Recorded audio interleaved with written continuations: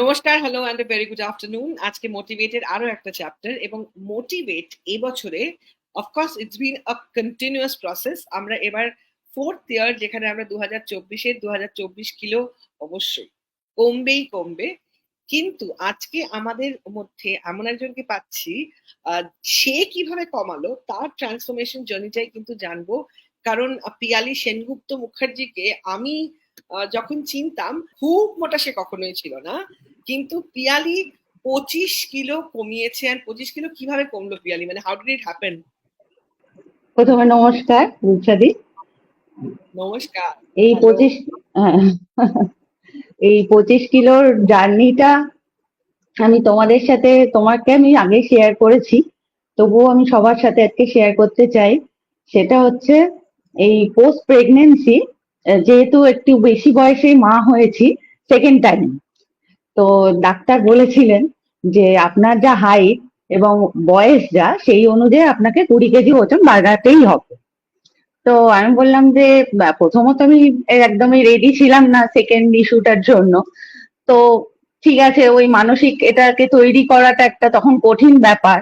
এবং তখন আমি মানে যখন জানি যে আমি দ্বিতীয়বার মা হতে চলেছি, তখন অলরেডি 3 মাস হয়ে গেছে।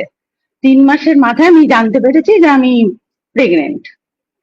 তো তখন থেকে ডাক্তার বললো আর বেশি দিন টাইম নেই, এর ভেতরে যে করেই হোক 20 কেজি বাড়াতেই হবে। তো 20 কেজি বাড়ানোর জন্য আমাকে দিনে 2টো করে সাপ্লিমেন্ট দিল। তার সাথে খাবার দাবার তো রয়েইছে, এবং ওই সাপ্লিমেন্ট খেয়ে খেয়ে তো কোনো মতে হলো 19 কেজি ওজন সেটা বাড়লো। এবার আহ মানে পোস্ট প্রেগনেন্সি তখন আমার ওজন গিয়ে দাঁড়ালো 93। তো এবার ডেলিভারি পরে যেটা হয়, কমে ওজন। কমার পর তারপরে আমি বললাম যে এবার আমাকে তো জিম করতেই হবে, কারণ জিম না করলে আমি আর মানে নিজেকে ধরে রাখতে পারবো না। তো প্রথম প্রেগনেন্সির পর লকডাউন শুরু হয়ে যায়। তো তখন আমি বাড়িতেই এক্সারসাইজ করতাম, কিন্তু বাড়িতে এক্সারসাইজ করা আর জিমে করা দুটোর ভেতর আকাশ পাতাল তফাৎ।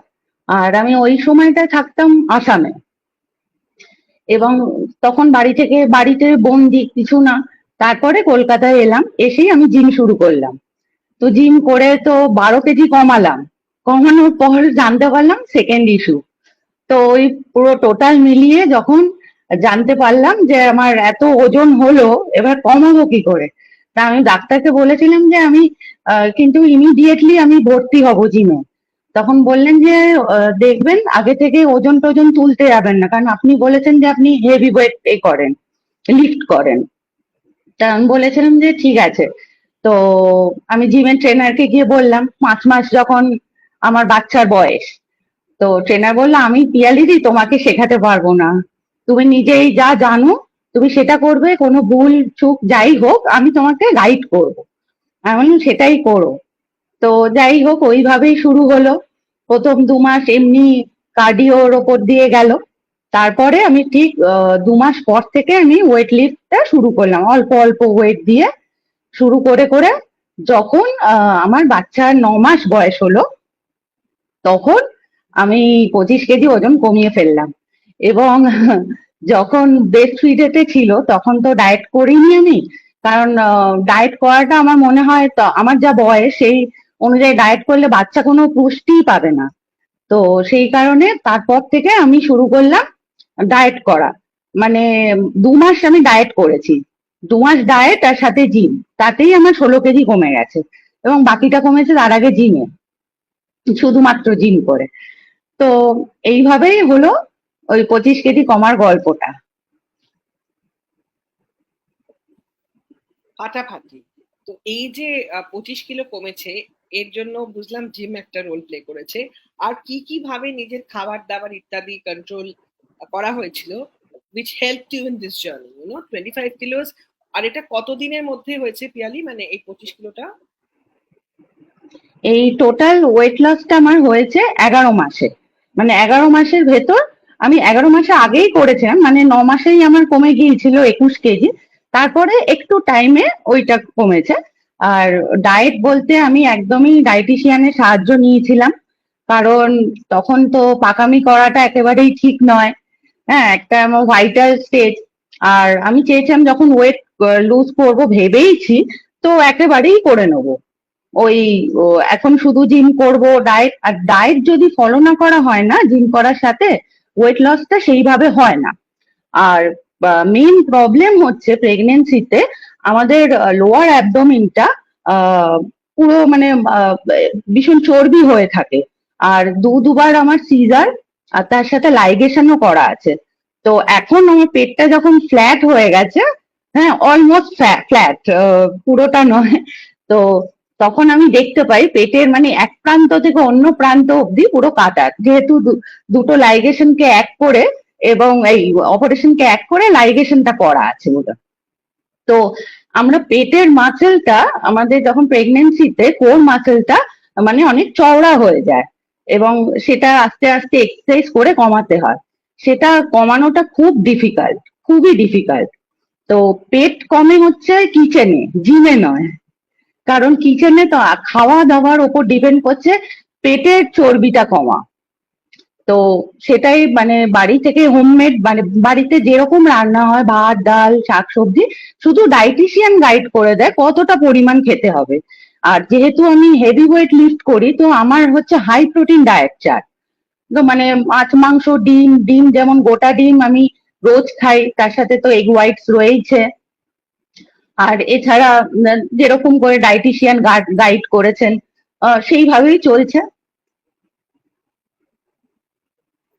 তো এই যে বাড়িতে সবাই দুজন প্রচন্ড অ্যামেজিং মানুষকে নিয়ে তুমি রয়েছে, তার সাথে হাজবেন্ড রয়েছে, হাজবেন্ড কতটা সাপোর্ট করেছে এই ওয়েট লস জার্নি, সেটা যদি একটু জানো। আমার হাজবেন্ড মানে প্রচন্ড ভাবে আমাকে সাপোর্ট করেছেন।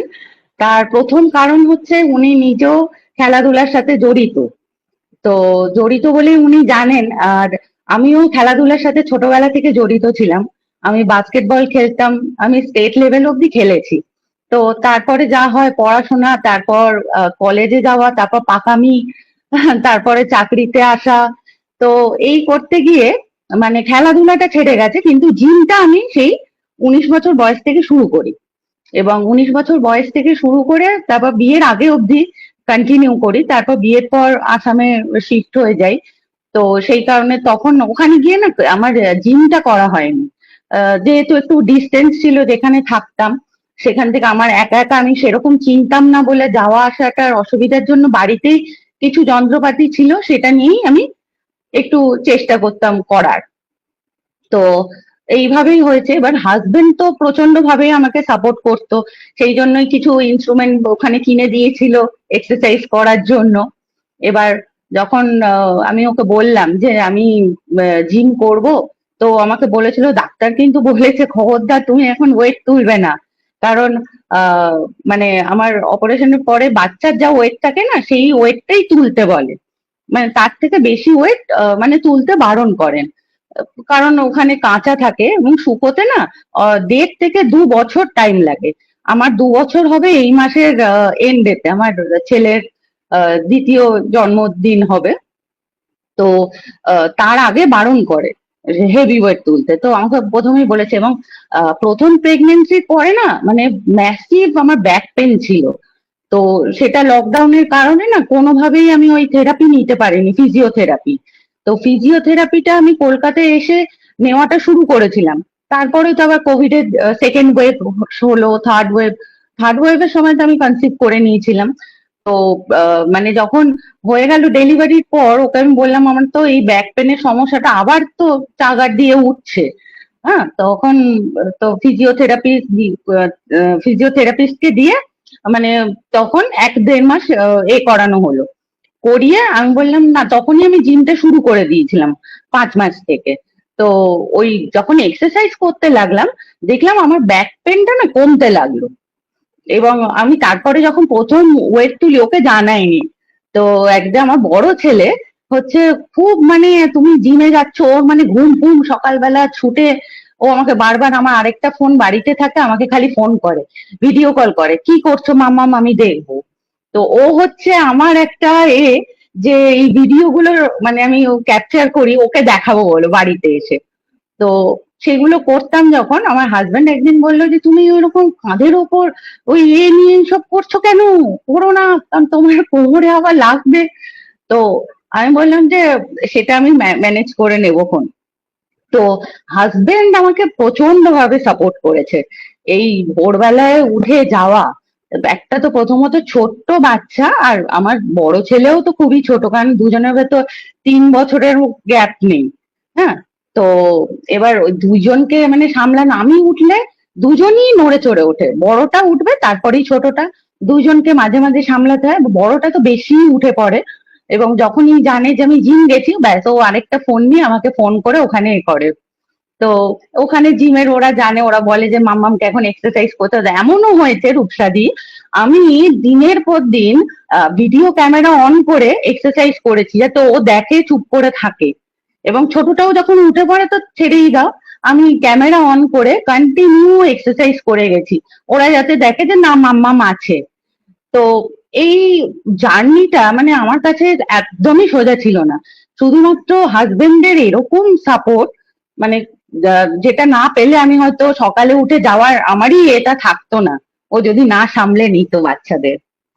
দারুণ, মানে এই ওজন কমা এবং ট্রান্সফরমেশনের জন্য কিন্তু মেন্টালি হ্যাপি থাকাটা ভীষণ ইম্পর্টেন্ট। এবং পিয়ালিকে দেখলে সবসময় মনে হয় টাচগুড টাচগুড, গড ব্লেস, একদম বিন্দাস, মানে লাভ দ্যাট পজিটিভিটি।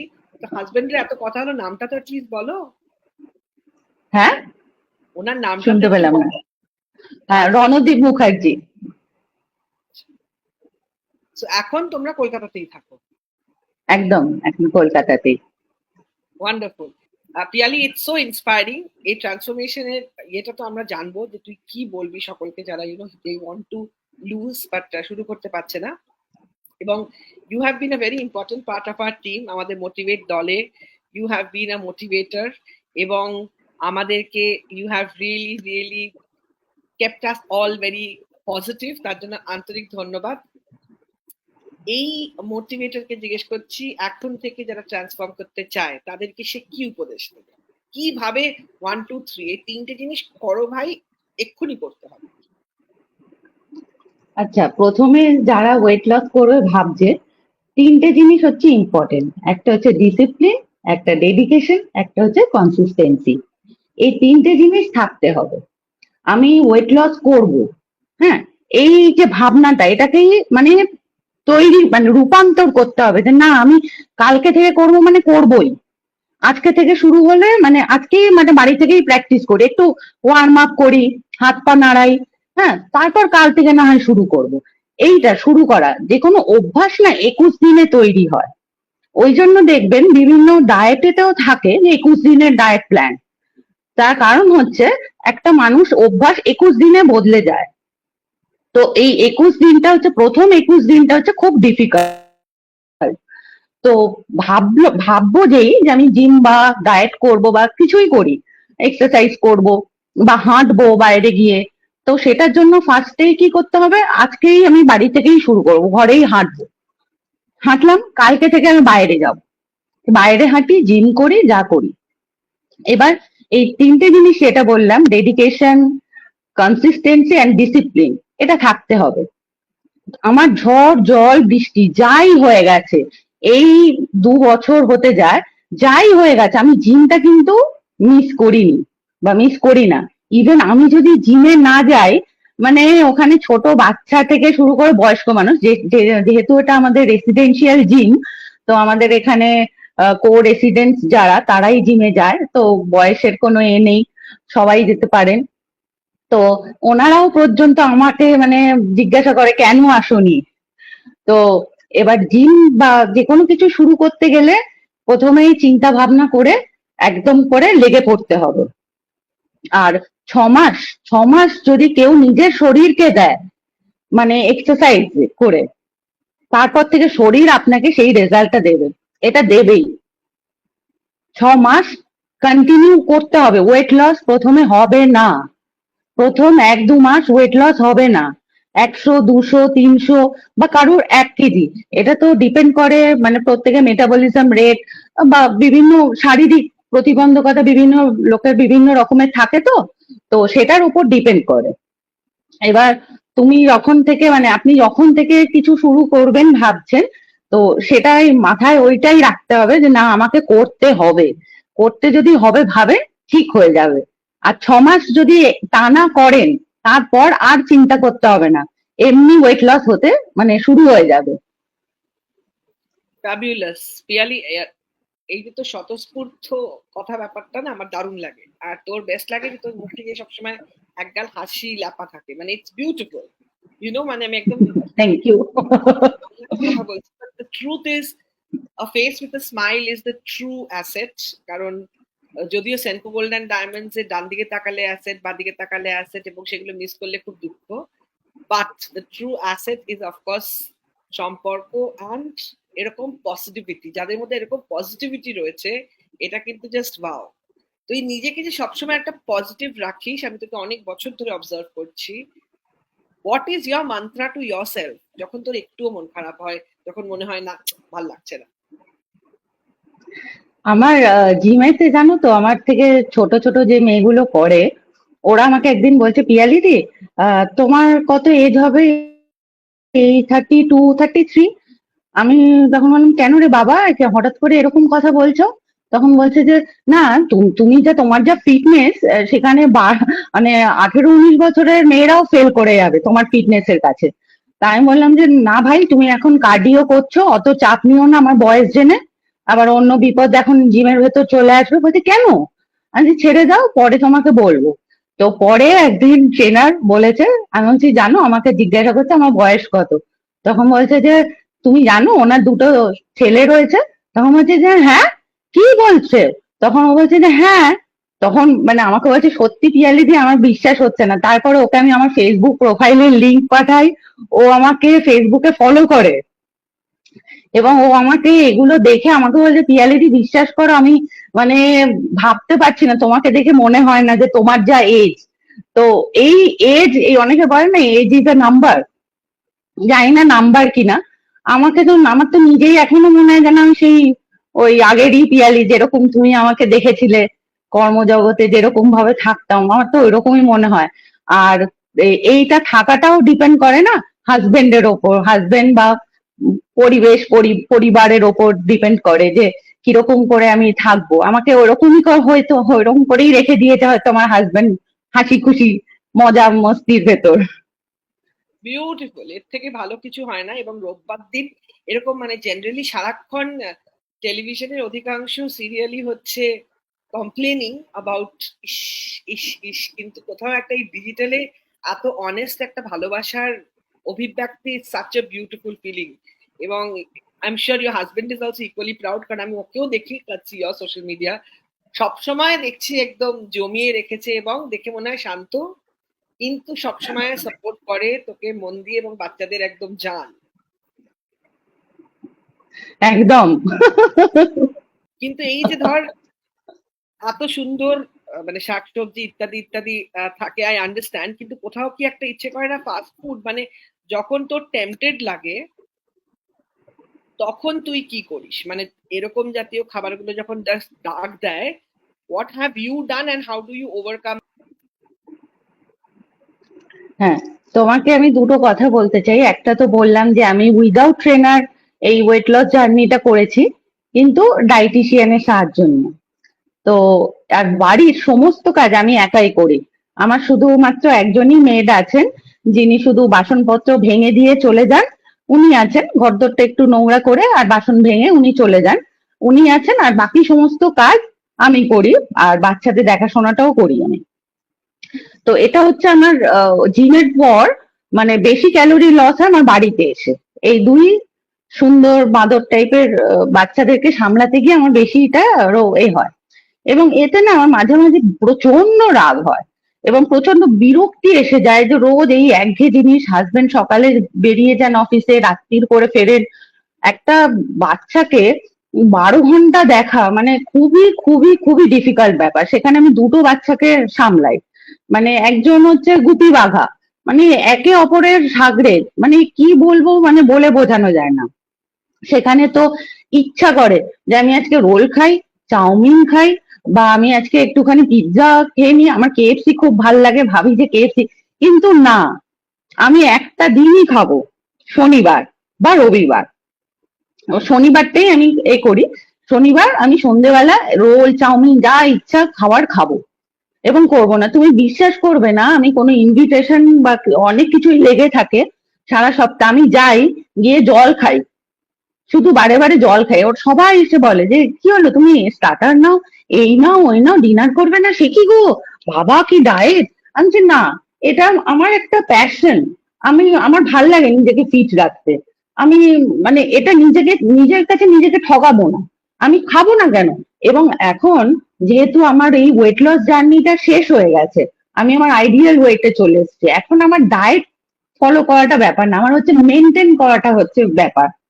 আমার মেনটেন চার্টে সমস্ত কিছু আছে, মানে মিষ্টি থেকে শুরু করে লুচি, ফুচকা, আইসক্রিম, সমস্ত যাবতীয় কিছু আছে, কিন্তু লিমিট, কোন দিন কখন কিরকম ভাবে খেতে হবে। আমি সবই খেতে পারি, সবই খেতে পারি, সবই খাই, কিন্তু আমার ওই মাথায় রয়ে গেছে না, আমি ওই একদিনই খাবো বা দুদিন খাবো, শনিবার থেকে রবিবার, ব্যাস। কারণ হাজবেন্ডের ছুটি থাকে, ওরও ইচ্ছা করে রবিবার একটু ভালো মন্দ খাবার দাবার খেতে, বা আমরা যখন একটু বাইরে বেরোই, ওখানে গিয়ে, তো আমি বাইরে গিয়ে কখনো না নাটক বা ন্যাকামি করি না, বা রেস্টুরেন্টে গিয়ে যে আমি খাবো না, বাবা ডায়েটে আছি, বাবা ওই করছি। আমি যেখানে যাই ফাটিয়ে খাই, জানি আমি কমিয়ে ফেলবো। যেমন আমি দুদিন আগে ঘুরতে গিয়েছিলাম এবং ডাইটিশিয়ানকে বলেছিলাম যে আমার জানেন 1 কেজি ওজন আরো কমে গেছে। বলছে সে কি? বলছে শোনো শোনো শোনো, দুদিন এক কাজ করো, যা খুশি ইচ্ছা খেয়ে নাও, হ্যাঁ। তখন আমি হাজবেন্ডকে বললাম, হাজবেন্ড বলল চলো তাহলে বাইরে আমরা ঘুরে আসি, এমনিও কোথাও যাওয়া হয় না, তোমরা ঘুরতে গেলাম, ওখানে গিয়ে ফাটিয়ে খাওয়া দাওয়া করে এসছি, এসে দেখি ও বাবা 1.5 কেজি ওজন বাড়িয়ে ফেলেছি, ব্যাস। আবার গোমরা মুখ করে অল্প অল্প করে খাওয়া শুরু করেছি বাড়িতে, আবার ওয়েট করছি কবে আসবে আমার সেই শনিবার রবিবার এরকম। যেমন আজকে রবিবার, আজকে ভালো মন্দ খাবার দিন, ব্যাস এরকম করেই চলছে, আবার পরের রবিবার শনিবারের জন্য ওয়েট করব। সো পুরোটাই হচ্ছে ব্যালেন্স, মানে পিয়ালি হচ্ছে একদম ব্যালেন্স নিয়েই চলছে। And we are so happy যে আজকে ফাইনালি এই ট্রান্সফরমেশন জার্নিটা আমরা জানলাম। আজকে অল্প কথা হলো, বাট একদিন লেটস প্ল্যান যে আমরা কয়েকজন যারা একত্রিত হতে পারবো ওই সময়টাতে, you will guide us through your gym process বা লিটল ফিটনেস প্রসেস যেটা পিয়ালি ফলো করে, যাতে তোর সাথে বা আমরা যারা যারা পারবো we will all try to do it together. ঠিক আছে? এটা কিন্তু একদম অনেক আগে হতো, অনেকদিন আবার হয়নি। আমার মনে হয় এটা একদম ভীষণভাবে we must restart. So please be a motivator, এবং তুই আমাদেরকে মোটিভেট করে করে ঠেলে ঠেলে প্লিজ একটু, না রূপসাদি চলো হাঁটো, রূপসাদি একটু জিম করো, এটা কিন্তু বলতে হবে, নইলে আমি মোটিভেটর হলি কেন বল? বুঝতে পারছি ব্যাপারটা, মানে এটা কিন্তু দায়িত্ব। একদম এভাবে থাকলে তো আমি আর বেশি দিন থাকবো না, তাই আমি আমি নিজেকে মানে যতই ভাবছি হবে ব্যাপারটা, কিন্তু হতে হতে হচ্ছে না। বাট খালি বাজে কথা, তুমি ঠিক পারবে, তুমি চেষ্টা করলেই পারবে। ইচ্ছে, ওটাই ইচ্ছে আমার রয়েছে, ওটাই কোথাও একটা ইচ্ছে, অ্যান্ড কিছু একটা হয়ে যাচ্ছে আর হচ্ছে না, মানে কোথাও একটা কিছু তারটা এখনো বেঁধে ওঠেনি। বাট থ্যাংক ইউ পিয়ালি, তোর কেমন লাগলো মোটিভেটে এসে সেটা যদি ছোট্ট করে একটু বলে দিস প্লিজ। আমার খুব খুব খুব ভাল লেগেছে, বিশ্বাস করো রূপসাদি, এই যে আমার ওয়েট লস জার্নিতে যখন ফেসবুকে দিই, এই ভিডিও দিই বা রিলস গুলো যেগুলো পোস্ট করি, সেখানে বন্ধু বান্ধব খুব ভালো ভালো কমেন্ট করে, এবং কিছু বন্ধু বান্ধব বা অপরিচিত খুব বাজে বাজে কথাও লেখেন, বা মেসেঞ্জারে বাজে বাজে কথা লেখে, বা কোনো বন্ধু লেখে হয়তো পার্সোনালি যে বুড়ি বয়সে এসে এত ন্যাকামি করার কি আছে। কেউ লেখে যে ওয়েট লস করে কি লোককে বোঝাতে চাও যে তোমার তুমি মানে এ তোমার কোনো সন্তান টন্তান নেই, সেটা যাতে লোকে না বোঝে। মানে এই কথাগুলোর তো কোনো মানে নেই না। তো এই জিনিসগুলো যখন হয় তখন সত্যি খুবই খারাপ লাগে। এবং সেখানে তুমি যখন আমাকে এরকম একটা প্ল্যাটফর্মে আসার জন্য একবার ইনভাইট করলে, আমাকে জানালে, আমার সাথে যোগাযোগ করে বললে ব্যাপারটা, আমি তখন না সত্যি খুব মানে মানে বিশ্বাস করবে না, আমি মানে ওটা খোলা একটা জায়গা পেয়েছি যে না, আমি যেটা করব সেটা আমি এখানে পোস্ট করব। এখানে আহ হয়তো অনেক বেশি লাখ লাখ লোক নেই, কিন্তু যে কজন আছে তারা হয়তো আমাকে অ্যাপ্রিসিয়েট করবে, আমাকে হয়তো এগিয়ে যেতে সাহায্য করবে, আমাকে হয়তো আরো পুশ করবে, ভালো দু একটা কমেন্ট করবে বা লাইক করবে, তাতেই আমার মানে মানে ওই যাত্রাটা আরো স্মুথ হবে, স্মুথ হবে। এটার জন্য আর তোমাকে থ্যাংক ইউ বা অন্য কিছু বলে আমি একদমই ছোট করবো না, শুধু হাত জোর করে আহ মানে আমার জাস্ট কোনো ভাষা নেই। তুমি তুমি ফিটনেস নিয়ে প্লিজ কিছু করো, প্লিজ কিছু করো, ব্যাস। করবো করবো করবো, করতেই হবে, কারণ এবছরে সত্যি মানে আমার ইনিশিয়াল টার্গেট হচ্ছে আপাতত I think I will start with little 5 kilo in little day. আচ্ছা, তোর কি মনে হয় প্রথম 5 কিলো কতদিনে কমানো উচিত? প্রথম 5 কেজি 1 মাস। এক মাসে এক পাঁচ মাস কিলো করতে হবে? কমে যাবে, কমে যাবে। তুমি 3টে জিনিস ফলো করো, চিনি খাওয়া আর রাতের খাবার নুন ছাড়া খাওয়ার তুমি শুরু করো। আর তেল তেল জাতীয় ভাজাভুজি খাওয়াটা বন্ধ করো, যতটুকু রান্নায় যাচ্ছে তেল ততটুকুই। তার বাইরে ওই পাঁপড়, এই ফুচকা, এই সবগুলো একদম বন্ধ করে তুমি শুধু 20-25 দিন তুমি দেখো, একদম চিনি বন্ধ, চিনি, মিষ্টি, কোল্ড ড্রিঙ্কস, এই সমস্ত কিছু, চিপস টিপস, মানে এইসব যাবতীয় কিছু বন্ধ করে তুমি দেখো। তোমার শুধু এটা করো আর হাঁটো, তোমার 1 মাসে যদি 5 কেজি না কমেছে তুমি আমার সাথে যোগাযোগ করবে, আমি বলে দিলাম। আমাকে রাখবে এবার ডায়েটিশিয়ান ট্রেনার মারবে এসে, বলবে তুমি এত বড়। তুমি এসে মাঝে মাঝে গ্রুপে তোমার এইসব নানা রকম গল্প দেবে, যেটা দেখে যারা আমরা হয়তো লিখছি না কিছু, সব কিন্তু দেখছি আমরা অনেকেই। এবং please keep motivating. Thank you so very much for your kind presence. Tata, happy Sunday to everybody at home. এটা tata, bye bye bye. Bye. Bye. দারুণ লাগলো আজকে পিয়ালির সাথে এই আড্ডাটা মেরে, এটা অনেক দিন ধরে পেন্ডিং ছিল, so I am really really grateful. And সত্যি ভালো লাগে when we feel that love motivates us। এই যে পার্টনারশিপ বন্ডিং, বাড়ি সবকিছু যদি আনন্দে থাকে, তখন এই আনন্দটা কিন্তু একদম আয়নার মতো রিফ্লেক্ট করে আমাদের মুখে, আমাদের মনে, আমাদের গলাতে। And touch with Piyali, God bless you with the best. It was wonderful having you. আমাদের সাথে থাকার জন্য সকলকে ধন্যবাদ, এবং ধন্যবাদ জানাতে হবে আমাদের পার্টনার্সদের, Apollo multi speciality hospitals, Senco golden diamonds এবং আরজি সেলুলার্স। সকলকে নিয়ে হই হই করে আমরা এগোবো। আরজি সেলুলার্স এর প্রচুর অফার্স আছে, so definitely for anything tech, যেমন আমি last 19 years ধরে I have only bought from RG Cellulars, definitely shop. And when I talk about motivate, and if I don't talk about ever light, I will not feel light inside, and I will not feel the light around me as bright. কারণ এই যে এভারলাইটের video, এটা just দেখতে দেখতে মনে হয় একটা dream ল্যান্ডে পৌঁছে যাই আমি। আমি জানি আমার মতোই অনেকেরই হয় অবস্থা। So let's dream, let's touch, let's fill with Senco golden diamonds. Let's create memories together. আন্তরিক ধন্যবাদ সকলকে জানাচ্ছি। হ্যাপি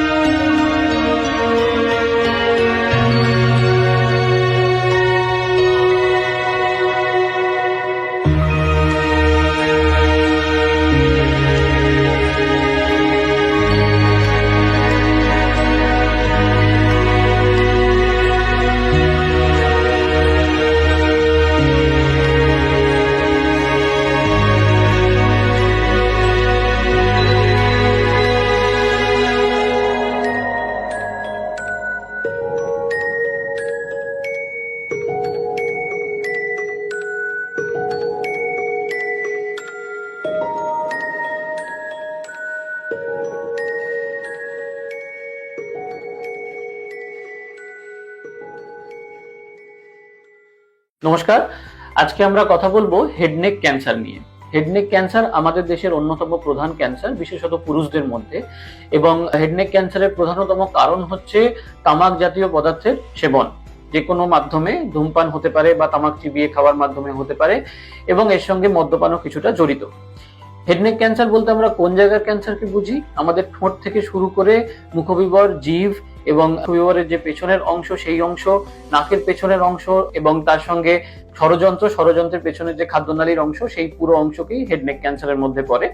হেড নেক ক্যান্সারের প্রধান যে উপসর্গ সেগুলি হলো দীর্ঘমেয়াদী ক্ষত বা ঘা মুখের মধ্যে, যেটা সারছে না, সেখান থেকে ব্লিডিং হতে পারে, ক্রমশ জায়গাটা বড় হয়ে যেতে পারে, খাবার গিলতে অসুবিধা হতে পারে, এবং তার সঙ্গে স্বর ভেঙে যাওয়া বা স্বরভঙ্গ যে অংশ বলে, দীর্ঘমেয়াদী একটা স্বরভঙ্গ, সেটা ওষুধ খাওয়ার পরও কমছে না। এইগুলো সাধারণত হেড নেক ক্যান্সারের প্রধানতম উপসর্গ। হেড নেক ক্যান্সারের প্রধান চিকিৎসা হলো শল্য চিকিৎসা বা সার্জারি, রেডিওথেরাপি। এই রেডিওথেরাপি বা সার্জারির মাধ্যমে হেড নেক ক্যান্সারকে দেহ থেকে বাদ দিয়ে দেওয়া হয়, ক্যান্সারের অংশটিকে, এবং কখনো কখনো অপারেশনের পরে রেডিওথেরাপির দরকার পড়তে পারে বা সাথে কেমোথেরাপিরও দরকার পড়তে পারে। ধন্যবাদ।